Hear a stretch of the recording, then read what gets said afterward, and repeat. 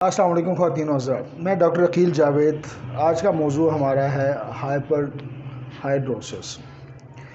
एक होता है हाइपोहाइड्रोसिस, एक होता है हाइपरहाइड्रोसिस। हाइपरहाइड्रोसिस का मतलब है ज़्यादा पसीना आना और हाइपोहाइड्रोसिस का मतलब है कम पसीना आना।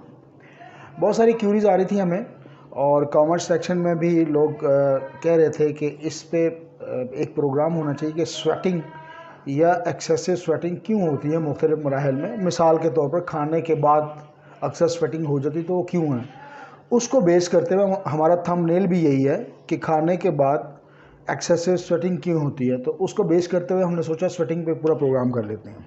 हमारे एक दोस्त ने भी ड्यूरिंग नाश्ता एक सवाल किया था, तो बहरहाल उनके लिए भी ये video, this is dedicated to mister Basit, जो हमारे बहुत अच्छे दोस्त हैं।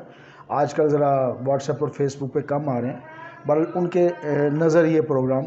तो एक्सेसिव स्वेटिंग क्यों होती है, इसकी वजूहात क्या हैं, इसको डिस्कस करने से पहले मैं डॉक्टर अकील जावेद, अगर आपने मेरा चैनल सब्सक्राइब नहीं किया तो चैनल सब्सक्राइब कर दें, वीडियो को लाइक कर दें, शेयर कर दें और बेल आइकन को दबा दें। तो आते हैं जी, एक्सेसिव स्वेटिंग्स क्यों होती हैं।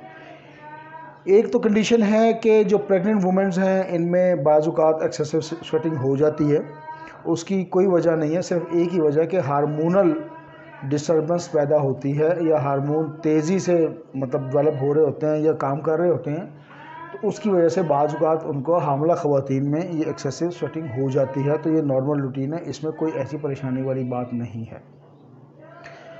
दूसरी बड़ी वजह स्ट्रेस एंड एंग्जाइटी है कि जैसे आपको कोई परेशानी या कोई स्ट्रेस, कोई रेस्टलेसनेस होती है तो एक्सेसिव स्वेट जिस्म से खारिज होता है। मसला वही है कि फ़ियर की कैफियत होती है, बॉडी इसको रिस्पॉन्स करती है, तो जो स्वेट ग्लैंड्स हैं वो स्वेट को रिलीज़ करते हैं और अगर बॉडी का टेम्परेचर ऊपर जा रहा हो तो वो स्वेटिंग के थ्रू उसको नॉर्मल करने की कोशिश करते हैं। This is the total philosophy कि ये स्वेट रिलीज़ क्यों होता है और होता क्यों है। उसके बाद कुछ मेडिसिन्स का मामला भी है। कुछ ऐसी मेडिसिन भी मौजूद हैं जिसकी वजह से एक्सेसिव स्वेटिंग हो सकती है, उसी सीधा ब्रेन को हिट करती हैं और वहाँ से सिग्नल्स आते हैं। चूँकि एक ऑटोमेटिक निज़ाम है तो स्वेट रिलीज़ होता है। तो कुछ मेडिसिन्स भी ऐसी हैं जब आप लेते हैं तो आपको स्वेट महसूस होता है। एक और वजह इसकी हाइपर नहीं बल्कि हाइपोग्लाइसेमिया है। जब ब्लड में शुगर लेवल कम होता है तो स्वेट्स ग्लैंड एक्टिव होते हैं। इसकी फ़िलॉसफी ये है, या अगर हम मेडिकल टर्मिनोलॉजी में बात करें, एड्रेनालाइन ग्लैंड्स जो हैं वो रिएक्शन देते हैं और ये एड्रेनालाइन एक हार्मोन है जो कि एड्रेनल ग्लैंड्स इसको प्रोड्यूस करते हैं। तो वो जब एक्टिव होते हैं और रिएक्शन देते हैं तो ये ऐसा करते हैं कि जो ब्लड में शुगर मौजूद होती है उसको एनर्जी में कन्वर्ट करने की कोशिश करते हैं थ्रू इंसुलिन। तो एनर्जी में जब कन्वर्ट होते हैं तो जो ब्लड में शुगर मौजूद होती है तो उससे चूँकि शुगर ख़त्म हो जाती है ब्लड से, तो बॉडी का टेम्परेचर ऊपर जा रहा होता है। तो इसलिए जो स्वेट ग्लैंड्स हैं वो एक्टिव होते हैं और वो पर्सपिरेशन, स्वेट या पसीना रिलीज़ करते हैं ताकि बॉडी का जो टेम्परेचर उसको नॉर्मल किया जा सके।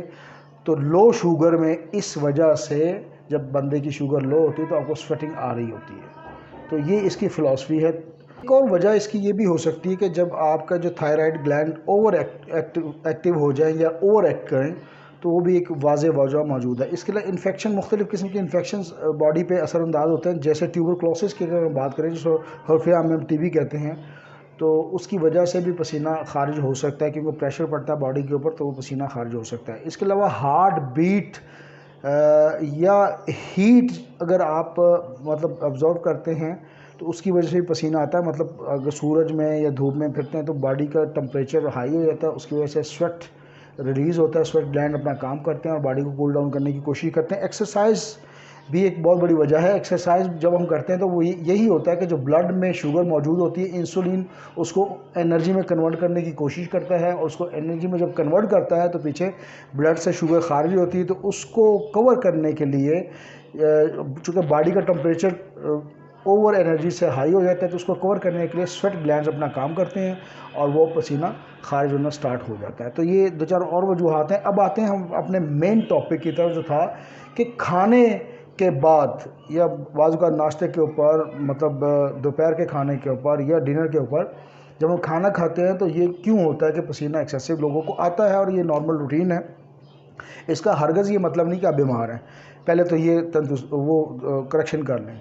जब हम हाई मील लेते हैं और हाई शुगर मील लेते हैं तो प्रोसेस वही है कि इंसुलिन उस पर फ़ौरन से पहले काम करता है और उसको एनर्जी में कन्वर्जन की कोशिश कर रहा होता है या कर देता है। उसकी वजह से ब्लड में शुगर लो होती है और फौरी तौर पे जिस्म रिएक्ट करता है और स्वेट ग्लैंड एक्टिव होते हैं तो आपको पसीना आता है। This is so simple.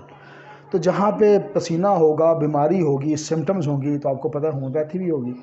तो होम्योपैथी की मेडिसिन आपकी स्क्रीन पर 1 बाय 1 डिस्कस करूँगा। की सिम्टम्स मैं आपसे डिस्कस करता हूँ। आपको पता है कि होम्योपैथी जो है ये सिम्टम पे बेस करती है। सिम्टम होगी तो दवाई होगी, दवाई होगी तो इंसान ठीक होगा।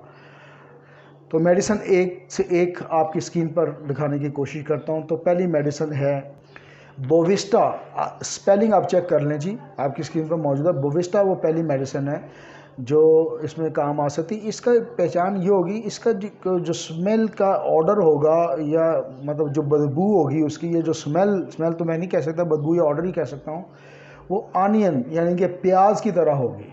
तो जहाँ पे आपको ऑनियन जैसी बदबू पसीने की आए तो आप बोविस्टा आंखें बंद करके दें। अगली मेडिसिन ग्रेफाइड है। ग्रेफाइड आप समझते हैं कि किस चीज़ से बनती है। इसमें निशानी ये है, एक तो ऑफेंसिव होगा, इसका जो पर्सपिरेशन या स्वेट है या पसीना है वो बदबूदार होगा।